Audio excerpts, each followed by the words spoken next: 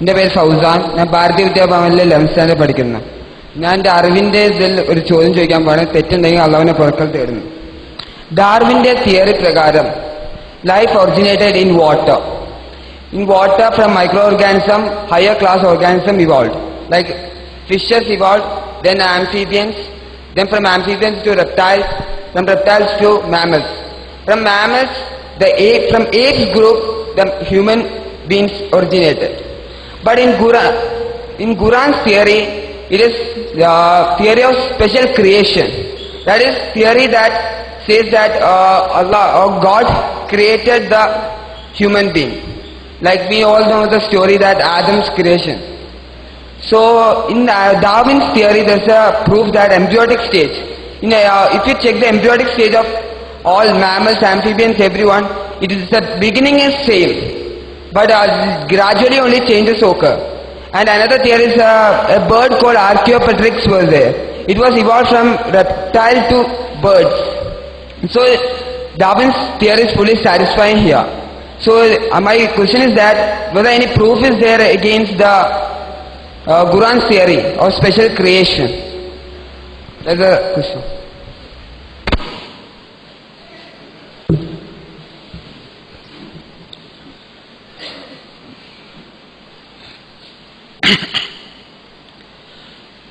Darwin theory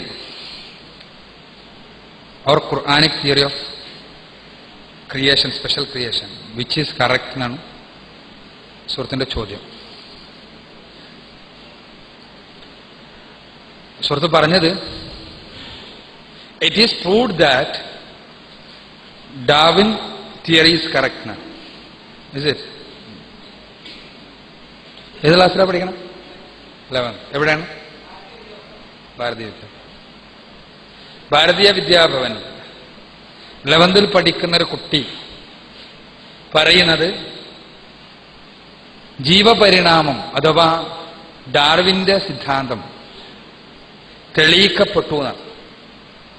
തെളിയിക്കപ്പെട്ടൊരു സിദ്ധാന്തമാണ്. നമ്മുടെ വിദ്യാഭ്യാസത്തിന്റെ ഏറ്റവും വലിയ ഗതികേടുകളിൽ ഒന്നാണിത്. നമ്മുടെ നാട്ടിലെ ഏറ്റവും ഉന്നതമായ ഒരു വിദ്യാലയത്തിൽ പഠിക്കുന്ന ഒരു കുട്ടിക്ക് ലഭിക്കുന്ന ഈ വിഷയത്തിലുള്ള അറിവ് തന്നെ. എന്നാൽ നിങ്ങൾ ചിന്തിച്ചു നോക്കുക, ഡാർവിൻ തിയറിയുടെ ഏറ്റവും വലിയ വക്താക്കളിൽ ഒരാൾ ഇന്ന് ജീവിച്ചിരിക്കുന്ന, അവരോട് നിങ്ങളിപ്പോ സംസാരിക്കല്ലേ, അത് കേൾക്കണ്ടേ? ഇന്ന് ജീവിച്ചിരിക്കുന്ന ഡാർവിൻ തിയറിയുടെ ഏറ്റവും വലിയ വക്താക്കളിൽ ഒരാൾ സ്റ്റീഫൻ ജെ ഗോൾഡ് എന്ന് പറയും. അദ്ദേഹം എഴുതിയ ഒരുപാട് പുസ്തകങ്ങൾ പഠിത്ത് പുറത്തിറങ്ങിയ ഒരു പുസ്തകമാണ് കുറച്ചു മുമ്പ്, അടുത്ത് തന്നെ ഒരു 8-10 വർഷമായി, എവർ സിൻസ് ഡാർവിൻ എന്ന ബുക്ക്. എവർ സിൻസ് ഡാർവിൻ എന്ന പുസ്തകത്തിൽ അദ്ദേഹം ഡാർവിനിയൻ തിയറിയെ അല്ലെങ്കിൽ തിയറി ഓഫ് എവല്യൂഷനെ സ്ഥാപിക്കാൻ വേണ്ടിയാണ് ശ്രമിക്കുന്നത്. ഒരുപാട് ശ്രമിക്കുന്നുണ്ട്. പക്ഷേ അദ്ദേഹം പറയുന്നൊരു കാര്യമുണ്ട്, ഒരുപാട് കാര്യങ്ങൾ പറയുന്നുണ്ട്, സത്യസന്ധമായി പറയുന്നുണ്ട്. ശാസ്ത്രം തെളിയിക്കുന്ന, സാധാരണയായ ഒരു സയന്റിഫിക് തിയറി തെളിയിക്കുന്ന അതേ യാർഡ്സ്റ്റിക്സ് ഉപയോഗിച്ച്, അതേ അളവുകോലുകൾ ഉപയോഗിച്ച് ഒരിക്കലും ജീവപരിണാമം തെളിയിക്കുവാൻ സാധ്യമല്ല. ജീവപരിണാമം എന്നുള്ള ആശയം ശാസ്ത്ര സിദ്ധാന്തങ്ങൾ തെളിയിക്കുന്ന അതേ മാനദണ്ഡങ്ങൾ ഉപയോഗിച്ചുകൊണ്ട് തെളിയിക്കുവാൻ സാധ്യമല്ല എന്ന് പറയുന്നത് പരിണാമവാദികളിൽ അഗ്രേസരനായ സ്റ്റീഫൻ ജെ ഗോൾഡാണ്. പക്ഷെ നമ്മുടെ പുസ്തകത്തിൽ ജീവപരിണാമം തെളിയിക്കപ്പെട്ട സിദ്ധാന്തമാണ്. എന്തുകൊണ്ടാണത്? അതിന് പിന്നെ വളരെ വലിയൊരു ഗൂഢാലോചന ഉണ്ട്. ആ ഗൂഢാലോചന എവിടെ നിന്ന് വരുന്നു, എങ്ങനെയുണ്ടാകുന്നു എന്ന് അറിയണമെങ്കിൽ ഒരു പരിണാമവാദിയുടെ ഒരു ഉദ്ധരണി ഞാൻ പറയാം. സർ ആർതർ കീത്ത് എന്നാണ് അദ്ദേഹത്തിന്റെ പേര്. അദ്ദേഹം പറഞ്ഞു, പരിണാമം ഒരിക്കലും തെളിയിക്കാൻ സാധ്യമല്ല, അത് തെളിയിക്കപ്പെട്ടിട്ടില്ല. പക്ഷെ ഞങ്ങൾ അതിൽ വിശ്വസിക്കുന്നു.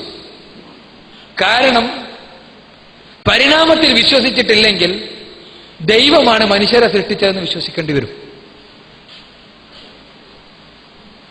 എന്തുകൊണ്ട് പരിണാമവാദം എന്നുള്ള ചോദ്യത്തിനുള്ള ഉത്തരം നമുക്കായി. ഇനി ഇത് പ്രൂവ്ഡ് എന്നാണ് സുഹൃത്തിന്റെ ചോദ്യം. ഒരു ശാസ്ത്ര സിദ്ധാന്തം എന്നുള്ള നിലക്ക് ജീവപരിണാമം എന്ന ആശയം പ്രൂവ് ചെയ്യപ്പെട്ടിട്ടുണ്ടോ? ഇവിടെ പറഞ്ഞ കാര്യങ്ങൾ ഇപ്പോ ഒരു സ്റ്റെപ്പ് ബൈ സ്റ്റെപ്പ് ആയിട്ടാണ്. ഇപ്പോ ഒരു എന്താ പറയാ, ഒരു സിംഗിൾ സെൽ ബീയിങ്ങിൽ നിന്ന്, അമീബനെ പോലുള്ള ഒരു ബീയിങ്ങിൽ നിന്ന് മെല്ലെ മെല്ലെ ഹൈഡ്രയെ പോലെ ഉണ്ടായി, പിന്നീട് അങ്ങനെ മെല്ലെ മെല്ലെ മെല്ലെ മെല്ലെ മെല്ലെ വളർന്നിട്ട് മനുഷ്യനെ പോലുള്ള സങ്കീർണ ജീവികൾ ഉണ്ടായി, എയ്പ്സിൽ നിന്ന് മനുഷ്യനുണ്ടായി എന്നുള്ള സിദ്ധാന്തം.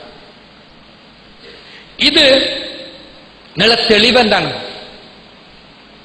തെളിവ് ഇവർ പറയാറുള്ള തെളിവുകൾ ഒന്നാണ് സുഹൃത്ത് പറഞ്ഞത്. എന്താണ്? ഗർഭപാത്രത്തിൽ എല്ലാ ജീവികളുടെ ഒരേ രൂപമാണ്. സിംഗിൾ സെല്ലിൽ നിന്നാണ് എല്ലാവരും ഉണ്ടാകുന്നത്. സെല്ലിൽ നിന്ന് എല്ലാം കോമൺ ആണ്. ആ സെല്ല് ഇങ്ങനെ ഇവോൾവ് ചെയ്യുന്ന എവിടെ നിന്നാണ്? ഗർഭപാത്രത്തിൽ വെച്ചാൽ ബോംബിൽ വെച്ചിട്ടാണ്.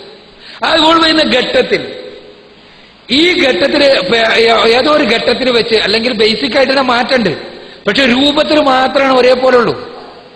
രൂപം ഒരേപോലെയാണ്, ഏകദേശം ഒരേപോലെയാണ്. ഇത് മാമൽസിന്റെ അല്ല, മാമൽസിന്റെ മാത്രം. മാമൽസിന്റെ ഒരുവിധം എല്ലാം ഒരേപോലെയാണ്, പക്ഷെ അവസാനം വരുമ്പോൾ മാറുന്നുണ്ടല്ലോ. എന്തുകൊണ്ട് ഈ മാറ്റം ഉണ്ടാകുന്നു? എന്തുകൊണ്ടാണ് ഈ മാറ്റം വരുന്നത്? എവിടെ നിന്നുള്ള ഇടപെടലാണ് ഉണ്ടാകുന്നത്? ഒരൊറ്റ സെല്ലിൽ നിന്ന് തന്നെ ഉണ്ടാകുന്ന, ആ സെല്ലിലെ ക്രോമോസോമുകളിൽ രേഖപ്പെടുത്തപ്പെട്ട വിവരങ്ങൾക്കനുസരിച്ചുണ്ടാകുന്ന സെൽ ഡിവിഷൻ, അങ്ങനെ സെൽ ഡിവൈഡ് ചെയ്ത് ഉണ്ടാകുന്ന ഒരു എല്ലാ മാമൽസും, ആ മാമൽസിന്റെ ആദ്യത്തെ ഘട്ടങ്ങളെല്ലാം ഒരേപോലെ, പിന്നെ എവിടെയോ വെച്ചൊരു മാറ്റം ഉണ്ടാകുന്നു. എവിടെ നിന്നുണ്ടാകുന്നു? ഞാൻ പറയാം, കംപ്ലീറ്റ് ചെയ്തിട്ട് പറയാം. ഒന്ന്, ഇപ്പൊ സത്യത്തിൽ ഈ എവിഡൻസ് ഉണ്ടല്ലോ, ഇവർ പറയാറില്ല. പരിണാമവാദികൾ ഈ എന്താണ് ഫീറ്റൽ സ്റ്റേജിലുള്ള സിമിലാരിറ്റി എന്ന എവിഡൻസ് ഉണ്ടല്ലോ സാധാരണ പറയാറില്ല. കാരണം അത് ബേസ്ലെസ് ആണെന്ന് അവർക്കറിയാം. അവർ പറയുന്ന പ്രധാനപ്പെട്ട 2-3 കാര്യങ്ങൾ. ഒന്ന്, പാലിയന്റോളജിക്കൽ എവിഡൻസസ് ആണ്, ഫോസിലുകളിൽ നിന്ന് കിട്ടിയ എവിഡൻസസ്. 2, മൈക്രോ എവല്യൂഷൻ തെളിവായിട്ട് ഉദ്ധരിച്ചിട്ട് അത് മാക്രോ എവല്യൂഷൻ ഉണ്ടാകാമെന്ന് സ്ഥാപിക്കും. ഞാൻ ആദ്യം മൈക്രോ എവല്യൂഷനെ കുറിച്ച് പറയാം. മൈക്രോ എവല്യൂഷൻ എന്ന് പറഞ്ഞാൽ ഒരു ജാതിയിൽ തന്നെ ഉണ്ടാകുന്ന വ്യത്യസ്തങ്ങളായ പരിണാമങ്ങളാണ്. ഒരു ജാതിക്കകത്ത്, ഒരു സ്പീഷീസിനകത്ത് പരിണാമങ്ങൾ ഉണ്ടാകാം, മാറ്റങ്ങൾ ഉണ്ടാകാം. ആ മാറ്റങ്ങൾ വേറൊരു സ്പീഷീസായിട്ട് അതിനെ മാറ്റും എന്നാണ് പരിണാമവാദികൾ വാദിക്കാറ്. ഉദാഹരണത്തിന്, നമ്മൾ വിശ്വസിക്കുന്ന ആദം നബിയിൽ നിന്നും ഹവ്വ ബീവിയിൽ നിന്നുമാണ് മനുഷ്യരെല്ലാവരും ഉണ്ടായതെന്നാണ്. പക്ഷെ ആ മനുഷ്യരിൽ തന്നെ കറുത്ത ആളുകളുണ്ട്, ആഫ്രിക്കക്കാർ, വെള്ളക്കാരുണ്ട്, റെഡ് ഇന്ത്യൻസ് ഉണ്ട്, ഇന്ത്യൻസ് ഉണ്ട്, ഇതെല്ലാം ഉണ്ട്. എങ്ങനെ ഇതുണ്ടായി? ഇതൊരു സ്പീഷീസിനകത്തുള്ള മ്യൂട്ടേഷനാണ്. സ്പീഷീസിനകത്ത് മ്യൂട്ടേഷൻ ഉണ്ടാകാം, പക്ഷെ ബേസിക് സ്പീഷീസ് മാറൂല. അതേപോലെ ഇപ്പൊ നമ്മൾ ആർട്ടിഫിഷ്യൽ മ്യൂട്ടേഷൻ നടത്താറുണ്ട് അല്ലെ? ഇപ്പോ പുതിയ പുതിയ ജീവി വർഗങ്ങൾ എന്നും പറഞ്ഞിട്ട് നമ്മൾ എന്ത് ക്രോസിംഗ് എല്ലാം നടത്തിയിട്ട് ഒരു പുതിയ ഒരുപാട് പ്രൊഡക്റ്റീവ് ആയിട്ടുള്ള ജനറ്റിക് എഞ്ചിനീയറിംഗ് എല്ലാം വഴി പലതും ഉണ്ടാക്കാറുണ്ട്. പക്ഷെ ഒരു സ്പീഷീസിൽ നിന്ന് വേറെ സ്പീഷീസിനെ മാറ്റിയെടുക്കാൻ ഇതുവഴിയൊന്നും സാധ്യമല്ല. ഞാനൊരു ഉദാഹരണത്തിൽ കൂടെ പറയുന്നത്, മൈക്രോ എവല്യൂഷനും മാക്രോ എവല്യൂഷനും നമ്മളെ വ്യത്യാസം മനസ്സിലാക്കാൻ വേണ്ടി. മൈക്രോ എവല്യൂഷന്റെ അതേ മാനദണ്ഡം ഉപയോഗിച്ച് ഇപ്പോ എന്താണ് ഒരു ക്രോമോസോമിൽ ഒരു ചെറിയ വ്യത്യാസം വരുമ്പോഴാണ്, അല്ലെങ്കിൽ ഒരു ജീനിൽ ചെറിയ വ്യത്യാസം വരുമ്പോഴാണ് കറുത്ത തൊലിയുള്ള ഒരാൾ വെളുത്ത തൊലിയുള്ള ആളാവണ്. ആ വ്യത്യാസം കുറച്ച് പോയാൽ ഈ തൊലി പിന്നെ എന്തുണ്ടാകാം? രോമാവൃതമായിക്കൂടെ, വാലുണ്ടായിക്കൂടെ, അല്ല ഉണ്ടാകാം. ഇങ്ങനെ കുറേശ്ശെ പറഞ്ഞാൽ എല്ലാം ഓരോ ജീനുകളിലുള്ള മാറ്റാണല്ലോ. ആ ജീനുകളിലുള്ള മാറ്റം ഇങ്ങനെ വിശദീകരിച്ചാൽ എല്ലാം ഉണ്ടാകാൻ ചിലപ്പോൾ സ്ഥാപിക്കാൻ പറ്റും. ഒരു ഉദാഹരണം പറഞ്ഞുതരാൻ. ഒരു സ്കൂളിൽ ഒരു കുട്ടി ലോങ് ജമ്പിന് ചേർന്നു. സുഹൃത്ത് 11th അപ്പോ സ്കൂളിലെ ഉദാഹരണം തന്നെ ആവട്ടെ. ലോങ് ജമ്പിന് ചേർന്നു. ഇപ്പൊ ചേർന്ന് ആദ്യത്തെ മാസം പിന്നെ കോമ്പറ്റീഷൻ നടക്കുന്നതിന് ഫസ്റ്റ് അദ്ദേഹം കുറെ പ്രാക്ടീസ് ചെയ്യാൻ തീരുമാനിച്ചു. അപ്പൊ ആദ്യത്തെ ദിവസം അദ്ദേഹം ചാടി നോക്കിയപ്പോ ഒരു 2 മീറ്റർ കഷ്ടി ദൂരത്തെത്തുന്നുണ്ട്. അങ്ങനെ അദ്ദേഹം 3 മാസം തുടർച്ചയായി പ്രാക്ടീസ് ചെയ്തു. തുടർച്ചയായി പ്രാക്ടീസ് ചെയ്തപ്പം 5 മീറ്റർ ദൂരം എത്താൻ കഴിഞ്ഞു, ചാടാൻ കഴിഞ്ഞു. അപ്പൊ 3 മാസത്തെ പ്രാക്ടീസ് കൊണ്ട് അദ്ദേഹം എത്ര കൂട്ടി ദൂരം? 3 മീറ്റർ കൂട്ടാൻ കഴിഞ്ഞു, അല്ലെ? 3 മാസത്തെ പ്രാക്ടീസ് കൊണ്ട് 3 മീറ്റർ ദൂരം കൂട്ടാൻ കഴിഞ്ഞു. 3 മാസത്തെ പ്രാക്ടീസ് കൊണ്ടാണ് ഇത് കഴിഞ്ഞത്. അപ്പൊ കണക്കൂട്ടാണ് അയാള്. 30 മാസം പ്രാക്ടീസ് ചെയ്താൽ 3 മാസം കൊണ്ട് 3 മീറ്റർ ദൂരം കൂട്ടാൻ പറ്റിയാൽ 30 മാസം പ്രാക്ടീസ് ചെയ്താൽ 30 മീറ്റർ ദൂരം കൂട്ടാം. കണക്കനുസരിച്ച് ശരിയാണ്. എന്താ ഇവിടെ 10 ഇൻറ്റു ഇവിടെയും 10 into mathematically it is true. But is it practical? പ്രാക്ടിക്കലാണോ? അല്ലല്ലോ. 33 മീറ്റർ ഒരാൾക്ക് ചാടാൻ കഴിയോ? ഇല്ലല്ലോ. എന്തുകൊണ്ടല്ലാത്തത്? ചാട്ടം ഇനി എത്ര പ്രാക്ടീസ് ചെയ്താൽ ആ ചാട്ടത്തിന് ഒരു പരിധി ഉണ്ട്, അല്ലേ? അല്ലേ?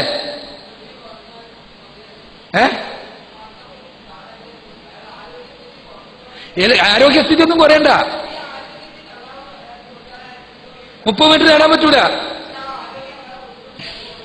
അല്ല, അതല്ല, തർക്കിക്കരുത് മോനെ. തന്നേരാ.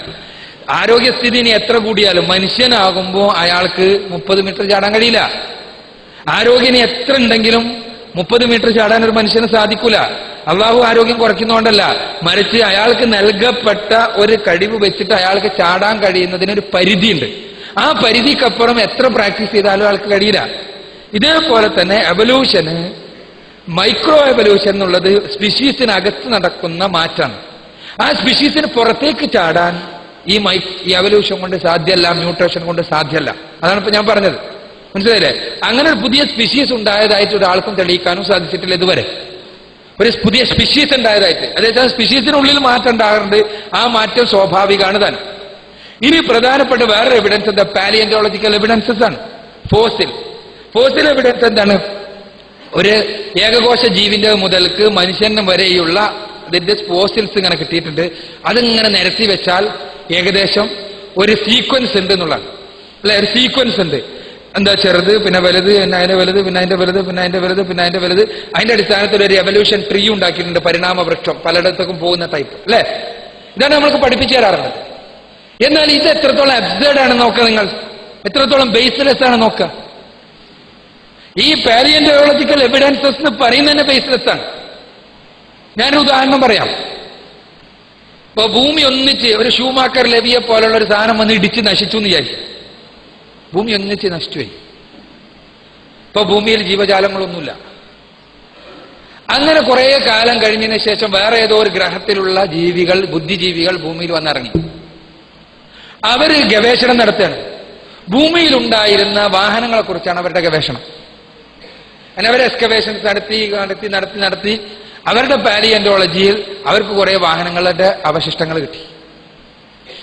1 ചക്രമുള്ള സൈക്കിൾ കിട്ടി, 2 ചക്രമുള്ള സൈക്കിൾ കിട്ടി, സൈക്കിൾ റിക്ഷ കിട്ടി, ഓട്ടോറിക്ഷ കിട്ടി, ലൂന മുതൽക്ക് 650, 850 വരെയുള്ള മോട്ടോർ ബൈക്കുകൾ കിട്ടി.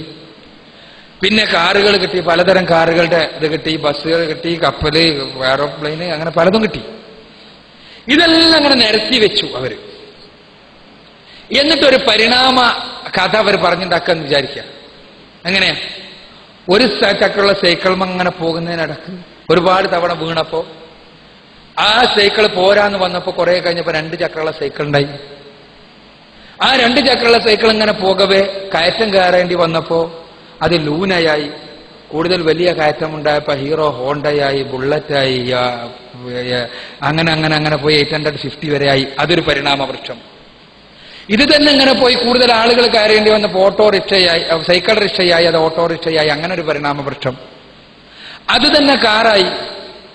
കാറ് മാറി അതിൽ പല പല ജാതിയായി കാറ്. മൾട്ടി MPV എല്ലാം ആയി. അങ്ങനെ പോയി കൂടുതൽ ആളുകൾ കയറേണ്ടി വന്നപ്പോൾ അത് ബസ്സായി. ബസ് ഇങ്ങനെ പോകവേ ഒരു സമുദ്രത്തിന്റെ മുന്നിലെത്തിയപ്പോ ആ പരിണാമവൃക്ഷം 2ആയി പിരിഞ്ഞിട്ട് ഒന്ന് എയറോപ്ലെയിനായി ആകാശത്തു കൂടി, ഒന്ന് കപ്പലായി വെള്ളത്തു കൂടിയും പോയി എന്ന് പറഞ്ഞാൽ പാലിയന്റോളജിക്കൽ എവിഡൻസസ് ഇതിന് മുഴുവനുണ്ട്. No missing links.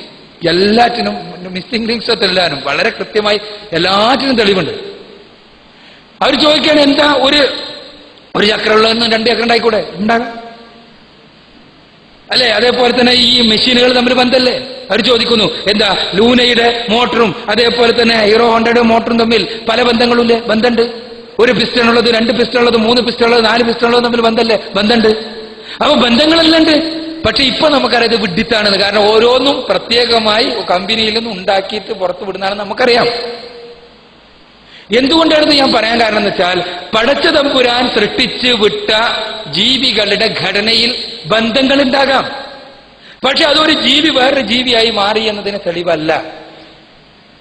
ഒരിക്കലും ജീവപരിണാമം അതേപോലെ ഒരു സ്പീഷീസിൽ നിന്ന് വേറൊരു സ്പീഷീസായി മാറും എന്ന് തെളിയിക്കാൻ പരിണാമവാദികൾക്കൊന്നും കഴിഞ്ഞിട്ടില്ല. മാത്രമല്ല, പരിണാമവാദത്തെ പോലെ ശാസ്ത്രലോകത്ത് ഇത്രയധികം വഞ്ചനാത്മകമായ ഒരു ശാസ്ത്രശാഖ ഉണ്ടായിട്ടില്ല. ഇത്രയധികം വഞ്ചനാത്മകമായ ശാസ്ത്രശാഖ. സുഹൃത്തിന്റെ ഇപ്പോഴത്തെ പാഠപുസ്തകത്തിലുള്ള ഈ മനുഷ്യന്റെയും പിന്നെ എയ്പ്പിന്റെ നടുവിലുള്ള ജീവികളുണ്ടല്ലോ, ക്രോമഗ്നാൻ മാൻ, നിയാന്തർദാൽ മാൻ, ഇപ്പൊ ഏതൊക്കെയാ പഠിക്കണേ? അതല്ല, ഇപ്പോ ചെറിയ ക്ലാസ്സിൽ പഠിച്ചാൽ എയ്ത്തിലത്തല്ലേ? എയ്ത്തിലുള്ള ഈ മനുഷ്യന്റെ എയ്പ്പിന്റെ നടുവിലുള്ള ജീവികളുടെ പേരുകൾ എന്തൊക്കെയാണ് ഓർക്കണ്ട? ഇല്ല, ഞാനെല്ലാം പഠിച്ചിരുന്ന ഒന്ന് നിയാന്തർദാൽ മാനാണ്. നിയാന്തർദാൽ മാൻ ഞാനെല്ലാം പഠിക്കുന്ന സ്കൂളിൽ പഠിക്കുന്ന പഠിച്ചിരുന്ന നിയാന്തർദാൽ മാനിനെ കുറിച്ച് പിന്നീട് പഠിച്ചപ്പോൾ മനസ്സിലായി, അത് എല്ലിനൊരു കുറച്ച് ഞുരുമ്പിച്ചതുകൊണ്ട് ഇത് മനുഷ്യന്റെ കുരങ്ങിന്റെ നടുവിലുള്ള ജീവിയാണെന്നാണ് പറഞ്ഞിരുന്നത്. ചില സ്ഥലത്ത് എല്ല് ഞുരുമ്പിച്ച ഒരു ജീവിന്റെ അസ്ഥികൂടം കിട്ടിയപ്പോൾ, നിയാന്തർദാൽ എന്ന് പറഞ്ഞ സ്ഥലത്ത് നിന്നാണ് കിട്ടിയത്. അതുകൊണ്ടാണ് നിയാന്തർദാൽ മാൻ എന്ന് പേരിട്ട്. പിന്നെ പരിശോധിച്ചപ്പോൾ മനസ്സിലായത് എല്ല് ഞുരുമ്പിക്കുന്ന റിക്കറ്റ്സ് എന്ന് പറഞ്ഞ അസുഖം അവിടെ ഉണ്ടായിരുന്നു. അതുകൊണ്ടാണ് അവർക്ക് എല്ല് ഞുരുമ്പിച്ചു പോയത്. സത്യത്തിൽ ഇതല്ല. പിന്നെ പിൽഡൗൺ മാൻ, ഞങ്ങളെല്ലാം പഠിച്ച പിൽഡൗൺ മാൻ. പിൽഡൗൺ മാൻ എന്തായിരുന്നു അറിയോ? ഒരു ശാസ്ത്രജ്ഞൻ ചെയ്ത ഒരു ഗുരുത്തക്കേടായിരുന്നു. എന്താ, കുറെ കാലം പാഠപുസ്തകങ്ങളിലും ഗ്രന്ഥങ്ങളിലും എല്ലാം ഉണ്ടായതാണ്. എന്താണ്, താടിയെല്ലുണ്ടല്ലോ, ഒരു മനുഷ്യന്റെ താടിയെല്ല് ഇങ്ങോട്ട് മാറ്റിയിട്ട് കുരങ്ങിന്റെ താടിയെല്ല് വെച്ചു കൊടുത്തത് വളരെ സമർത്ഥമായി ഫിറ്റ് ചെയ്തു. എന്നിട്ട് ഫിറ്റ് ചെയ്തിട്ട് ഇതാ മനുഷ്യന്റെ കുരങ്ങിന്റെ നടുവിലുള്ള ജീവിയാന്ന് പറഞ്ഞു. എല്ലാ ശാസ്ത്രജ്ഞന്മാരും വിശ്വസിച്ചു. കുറെ കാലം കഴിഞ്ഞപ്പോൾ കാർബൺ ടെസ്റ്റ് നടത്തിയപ്പോഴാണ് മനസ്സിലായത് ഇത് രണ്ടും കൂട്ടിയോജിപ്പിച്ചാണ്. ഇങ്ങനെ ശാസ്ത്രലോകത്ത് ഇത്രയധികം വഞ്ചന നടന്ന മറ്റൊരു ഫീൽഡില്ല. നിച്ച് ഓഫ് ട്രൂത്ത് പുറത്തിറക്കിയ പരിണാമവാദം സത്യവും മിഥ്യയും എന്ന വീഡിയോ ഡോക്യുമെന്ററി ഉണ്ട്. അതിൽ കൃത്യമായി ഡോക്യുമെന്റഡായി ഈ വിഷയങ്ങൾ അവതരിപ്പിച്ചിട്ടുണ്ട്. സുഹൃത്ത് അതൊന്ന് ക്ലാസ്സിലെ ബയോളജിയുടെ ടീച്ചർക്ക് കേൾപ്പിക്കുകയും അതിന് വല്ല മറുപടി ഉണ്ടെങ്കിൽ പറഞ്ഞു തരാൻ പറയുകയും അത് എഴുതി തരാണെങ്കിൽ ഇൻഷാ അല്ലാഹ് സ്നേഹസംവാദം എന്ന മാസികയിൽ അതിന് മറുപടി അടക്കം പ്രസിദ്ധീകരിക്കുകയും ചെയ്യാം എന്നാണ് എനിക്ക് വളരെ സംക്ഷിപ്തമായി സൂചിപ്പിക്കാൻ. പരിശോധിക്കുക. പഠിച്ചിട്ട് ശാസ്ത്രം എന്ന് പറയുമ്പോഴേക്ക് അതെല്ലാം ശരിയാണെന്ന് വിചാരിച്ചാണ്ട് ഓടിപ്പോണ്ട. പഠിച്ച് മനസ്സിലാക്കി ശരിയാണെന്ന് ബോധ്യപ്പെട്ട് കാര്യങ്ങൾ ഉൾക്കൊള്ളുക. ഇത് ഡോക്യുമെന്ററിയാണ്. തെളിവുകളുടെ അടിസ്ഥാനത്തിൽ കാര്യങ്ങൾ വിശദീകരിച്ചിട്ടുണ്ട്. പഠിക്കും.